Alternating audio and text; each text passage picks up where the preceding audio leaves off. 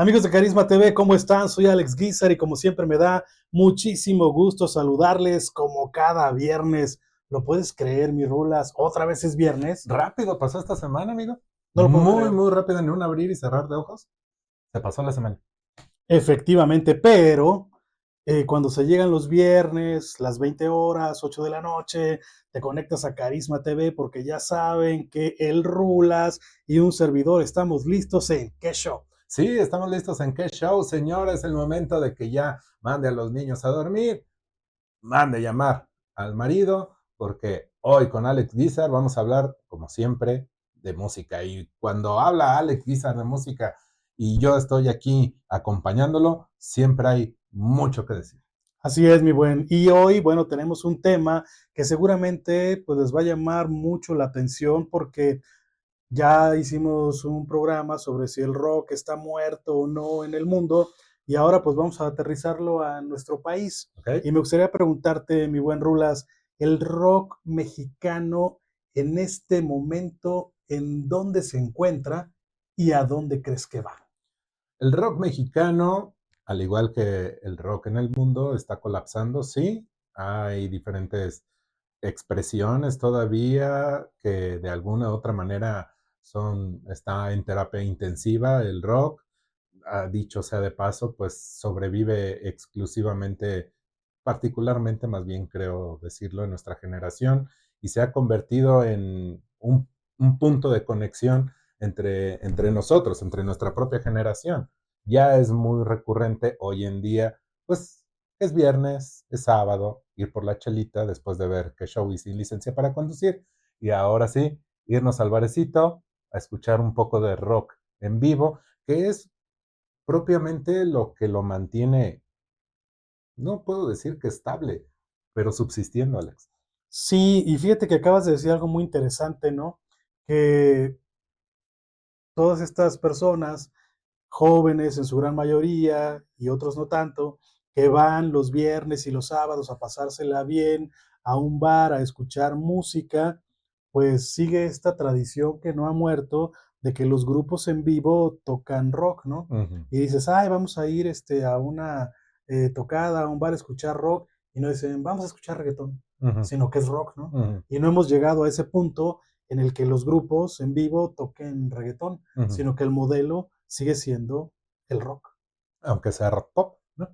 Porque también ya hay lugares donde ya podemos escuchar algo de Kavak, que a lo mejor no es propiamente rock, sí es muy pop, tiene una ligereza ahí de rock, pero yo creo que pues ir en la noche a un barecito es obligado de que toquen al menos una de Caifanes, La Planta, y vivimos en este recuerdo de lo que alguna vez fue Efectivamente, no puede faltar también el final el de final. Rostros Ocultos, que todo el mundo se la sabe y que hasta la gente le puso ahí, que qué poca Mauser Uh -huh, y no sé qué, ¿no? uh -huh. ¿Y a dónde va el rock nacional, mi buen?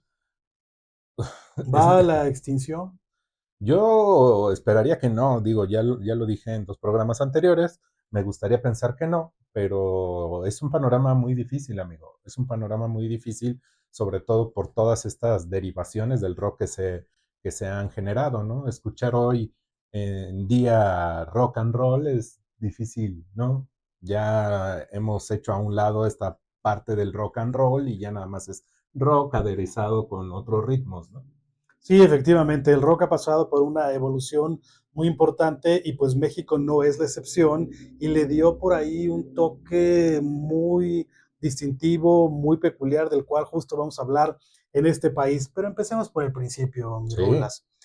Hablábamos en los otros programas de que el rock fue un movimiento musical importante que unió a los jóvenes de todos los países y que los jóvenes se unieron a través de este tipo de música que generó cambios culturales muy importantes, que generó cambios sociales importantes y que pues precisamente por eso a mucha gente, a muchos gobiernos, incluido el de México, pues les daba miedo, ¿no?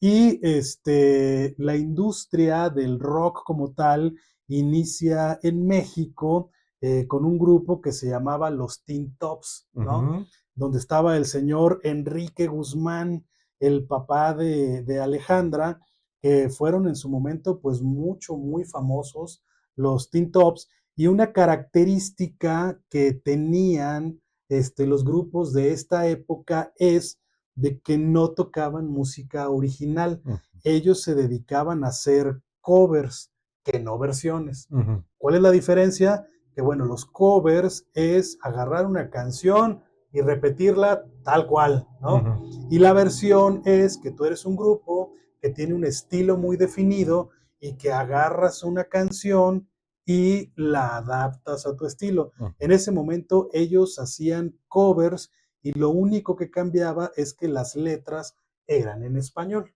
Sí, eran en español y justo, bueno, ya Alex Guizar ha hablado acerca de los Teen Tops, sí, unos chavitos muy jóvenes, debemos de decirlo, donde efectivamente, como bien lo menciona el buen Alex Guizar, de ahí conocemos a Enrique Guzmán, no mexicano, por cierto, y ya también nos agarramos antes de empezar el programa con Alejandro aquí en un pequeño debate donde yo le explicaba, pero él, cerrado y sin razón, decía que la primera canción, yo le explicaba que la primera canción de rock and roll era justamente autoría de Enrique Guzmán, una canción que se llama Pensaba en ti, pero Alejandra ni la recuerda, y entonces ya nos metimos ahí en un problema, pero pues ya se la dejé de tarea para que la escuche y para que en las próximas emisiones nos dejen claro si él ha ganado o yo he ganado. Y no propiamente porque sea una competencia, no quiso apostar nada, ya lo saben, pero lo cierto es de que la primera canción que pudimos escuchar en México, como bien lo dice Alex, a manera de cover, La Plaga. Sí, efectivamente, La Plaga, que muchos años después la grabó su hija Alejandra y que volvió a ser un éxito impresionante, ¿no? Y que recientemente en el aniversario de Morelia, pues la cantó aquí, ¿no? Porque es así como que una de sus canciones distintivas. Y ya que estamos hablando de Alejandra Guzmán, para el segundo disco hicieron pues un disco muy rápido, porque el primero fue un super boom, fue un super éxito y de lo que se trataba era de que tenían que salir de gira y cómo se les ocurrió, pues vamos a hacer un disco de versiones, porque ese sí fue un Uh disco de -huh. versiones de éxitos justo de los años 60, para para poderte ir de gira, donde por cierto Luis Enrique era el guitarrista de la banda y por cierto no era nada malo. No, absolutamente no era nada malo. Luis Enrique tuvo una destacada participación como músico, no, tal vez no con el carisma de Alejandra, porque pues Alejandra, si bien es cierto, tiene esa vena rockera, también le favoreció mucho pues el apellido Pinal, ¿no? Así es, efectivamente. Efectivamente. Y bueno, pues hubo otros grupos importantes durante esa década de los 60, mi estimado, como los Rebeldes del Rock, de donde salió nada menos y nada más que Johnny Laboriel. Sí, Los Rebeldes del Rock, una excelente banda que a mí particularmente fue muy de mi agrado, o es muy de mi agrado, porque sí retoma esta parte que mencioné en el programa anterior de hace una semana, de estos orígenes muy vocálicos afros del rock, y en este caso con el buen Johnny Laboriel. Efectivamente, y bueno, Johnny Laboriel viene de una familia muy talentosa, de una familia de músicos, porque uno de sus hermanos Ujú, es el papá de Abe Laboriel, que ujú. de repente la gente dirá, ¿y quién es Abe Laboriel? Pues es el baterista de Sir Paul McCartney y que lo acompaña desde hace al menos 20 años en todas sus giras. Que obviamente es buenísimo, ¿no? Ya para que Paul McCartney lo ponga en fila en su banda, es porque al menos puede hacer lo mismo que Ringo Starr, que aunque sea tan menospreciado, la verdad es que es todavía un estupendo baterista, amigo. Efectivamente, mi Rulas, y bueno, pues de ahí viene esta tradición de su tío Johnny Laboriel, que fue toda una estrella aquí en nuestro país.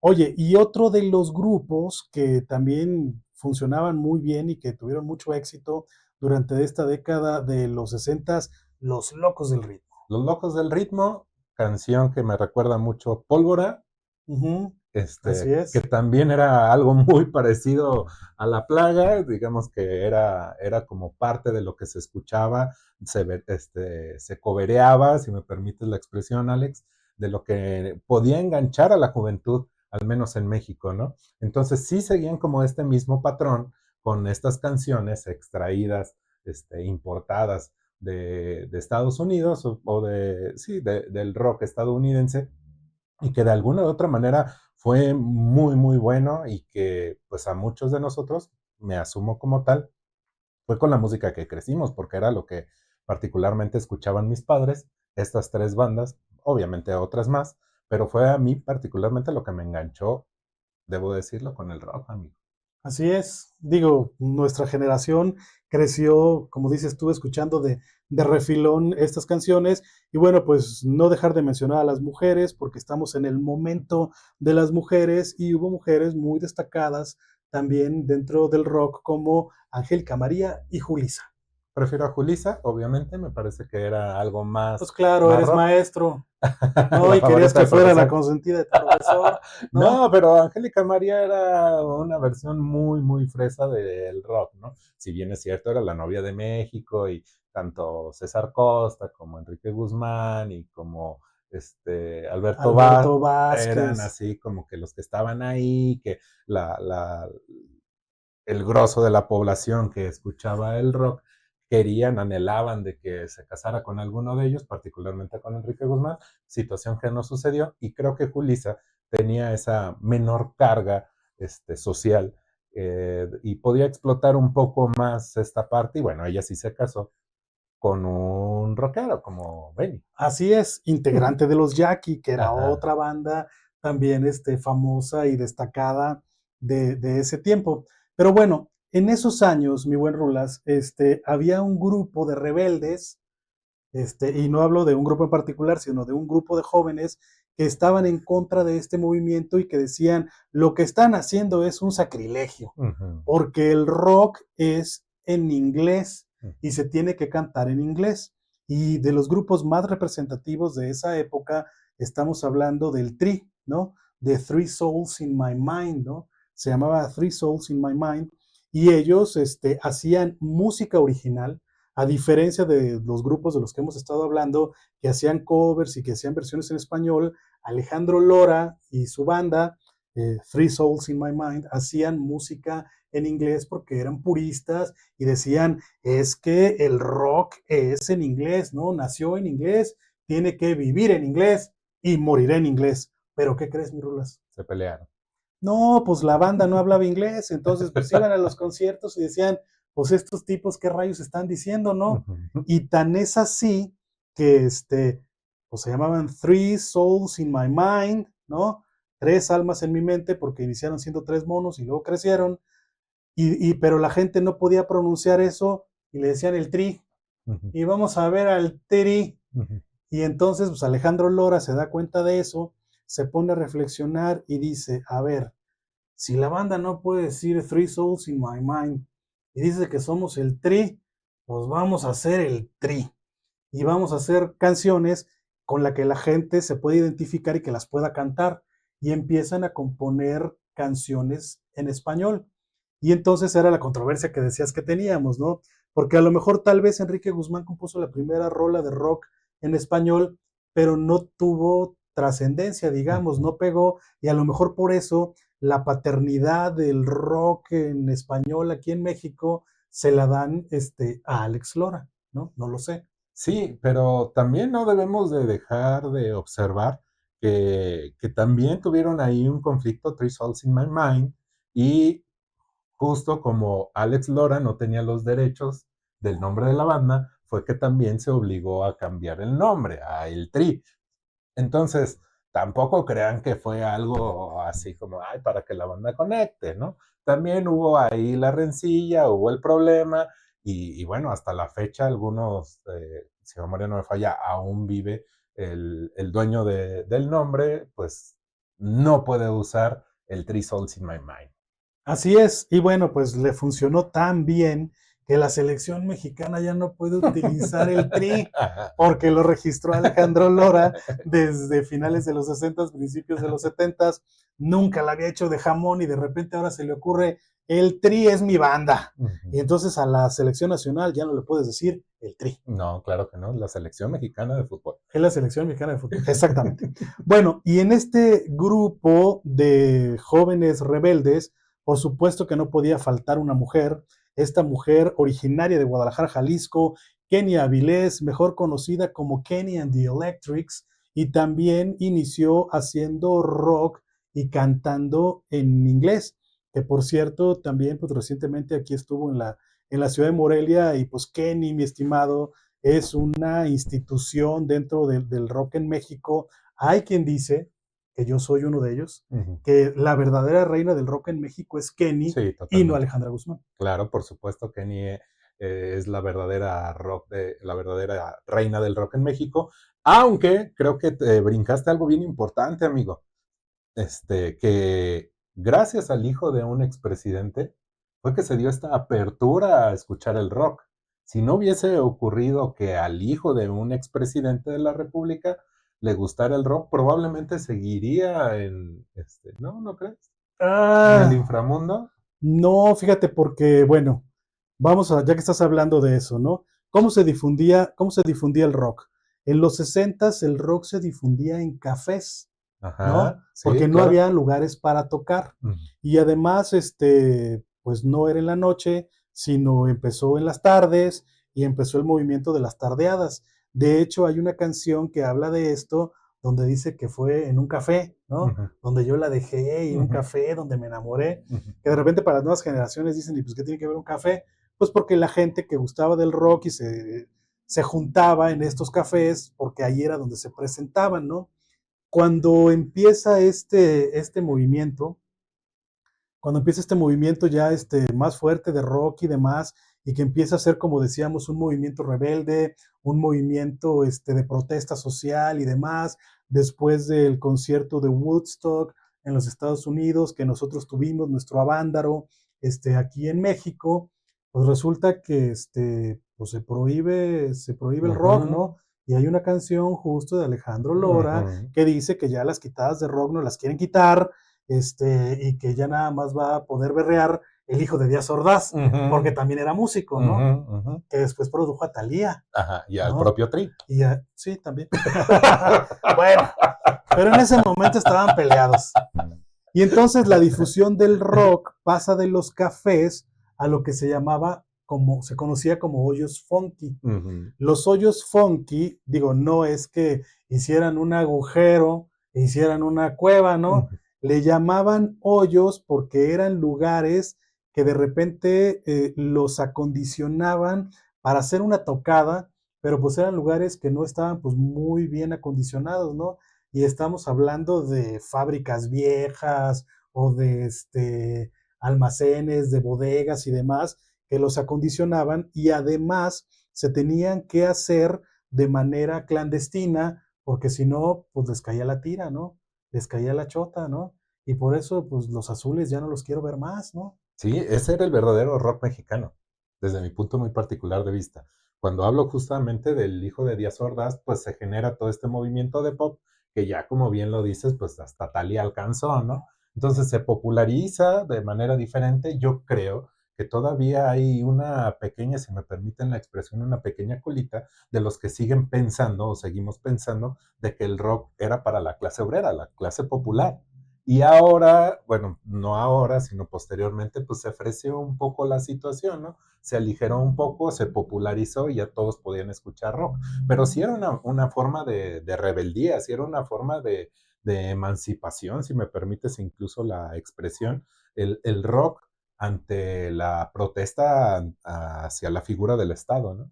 Efectivamente, ¿no? Que de hecho el rock fue el estandarte del movimiento de los estudiantes del Mm, 68. ujú. Pero bueno, regresemos, mi Rolas. Sí, Estaba esta mujer, Kenny Avilés, ¿no? Con ajá. Kenny and the Electrics. Y bueno, dentro de este grupo de gente estaba Ritmo Peligroso. Ujú, Ritmo Peligroso, que era entonces Dangerous Rhythm, pues estaba basado en grupos como The Clash, en grupos como Sex Pistols, y ellos eran como más punk, ¿no? ujú, El Piro era así como, pues como más rudo, como más punk, y también era de los acompañantes obligados de Alex Lora, que lideraba este movimiento de rock en los hoyos funky. Déjala tranquila, por favor. ¿Qué no ves? Ella ya no te quiere ver. Eso vino después, ¿no? Porque de repente empieza este movimiento de que, ¿sabes qué? Pues vamos a hacer rolas originales en español, ¿no? Para que la banda entienda lo que estamos diciendo. Y el Piro tuvo un muy buen percusionista, Ujú, se empezó a enamorar de los ritmos latinos ujú, y ya le cambian el nombre. Digo, Kenny pasó a ser Kenny y los Eléctricos, ujú, ¿no? Que conoció a Ricardo Ochoa, un extraordinario productor que también era otro músico de rock muy importante, y fueron Kenny y los Eléctricos con su super hit de No huyas de mí, ¿no? ujú. Y el ritmo peligroso empieza a fusionar el rock con ritmos latinos y viene este super rolo, no, de Déjala Tranquila, que pues era una canción de, digamos, también de protesta social, ¿no? Ujú, De hablar del acoso ujú, sexual hacia las mujeres, ujú. que en ese tiempo pues ni se hablaba de eso y se veía tan normal como el hecho de, como poner un ejemplo, de que Luis de Llano andaba con Sasha, ¿no? Ujú. Cuando Luis de Llano tenía 30 y tantos y Sasha tenía entre 14 y 15 años, ¿no? Sí, y creo que ahí justo es cuando encontramos en la esencia del rock todo esto que Alex nos explica desde el Tri y otras bandas que también ahí se generaron y que todavía creo yo que es donde puedo palpar de alguna manera en todas estas bandas del llamado hoy rock urbano, donde puede todavía manifestarse un poco el rock and roll, porque ya posteriormente con la popularización, pues, insisto, esta fusión de sonidos, pues nos ha generado un rock más endulzado, ¿no? Como más, como este endulzante artificial que tenemos que usar ya algunos por edad avanzada, mi querido Alex. Efectivamente. Y bueno, justo en esto que comentas, Alejandro Lora ha sido fiel a la esencia y él sigue muy pegado al blues, ¿no? Ujú. Y la música que sigue haciendo, pues está pegado al blues, que es uno de los pilares fundamentales del rock. Y bueno, otros jóvenes que también estaban muy metidos en este rollo de hacer rock en inglés era Green Hat, que después se convirtieron en Sombrero Verde cuando hicieron esta transición, pero todos estos grupos tenían la característica de que hacían canciones originales en inglés y de repente todos se subieron en este tren y en esta onda, decir, bueno, pues vamos a cantar en español porque es nuestro idioma, ¿no? Se vuelven Sombrero Verde, siguen haciendo canciones en español, de repente no funcionaron tan bien como pensaban y luego pasaron a ser lo que hoy es Maná. Sí, y que también debemos de decir que esta influencia de hacer las canciones en español es por algo que ya habíamos mencionado antes de la movida de los ochentas, ¿sí? En España. Entonces empiezan a llegar estas bandas como Mecano, como Hombres G, y de alguna u otra manera abren la puerta al rock mexicano y al latinoamericano también a ser escuchados, Alex. Efectivamente, y bueno, pues la popularización del rock en Latinoamérica se la debemos a Soda Stereo. Si Soda Stereo no hubiera tenido el impacto que tuvo, Ujú. pues no hubiera sido lo que fue, ¿no? Y bueno, pues los Maná tienen la particularidad de que se han convertido en la banda pues más importante de México a nivel internacional y que se han presentado en los lugares pues que jamás soñamos que un grupo mexicano lo iba a lograr, como la Arena O2 en Londres, Inglaterra, mi buen. Está bien. ¿Quién más? No, se queda. No, Maná tiene unas buenas canciones, sobre todo a mí me gustan mucho cuando no cantan, ¿sí? Cuando no canta el Fer. Cuando no canta el Fer. Está muy descuadrado, pero es su estilo. Eh, debo de reconocer algo, tienen un muy buen bajista. Juan es un muy buen bajista. Y un extraordinario baterista. Juan es un muy buen bajista. Y un magnífico guitarrista. Juan es un muy buen bajista. Y un extraordinario compositor como Fer Olvera, Ok. que en conjunto hacen Maná. ¿Quién Y bueno, mis rulas, desafortunadamente el tiempo se nos ha terminado y tristemente nos tenemos que ir. El tiempo se pasa volando y más cuando uno habla de Maná. Pues sí, una de las bandas más representativas de rock en México. Mirulas, pero bueno, nos quedamos apenas como a la mitad de la historia del rock en México. ¿Qué te parece si la próxima semana seguimos platicando con esta historia que está muy interesante? ¿Vas a seguir hablando de Maná? Tal vez, no lo sé. Si me aseguras que no, sí vengo. Bueno, entonces vamos a regresar. ¿Te parece? Ok, nos vemos en la próxima semana. Así es, amigos, seguimos en sintonía aquí en Carisma TV, en esto que es Que Show. Recuerden, porque la vida y el show tienen que seguir. Sí, tienen que seguir.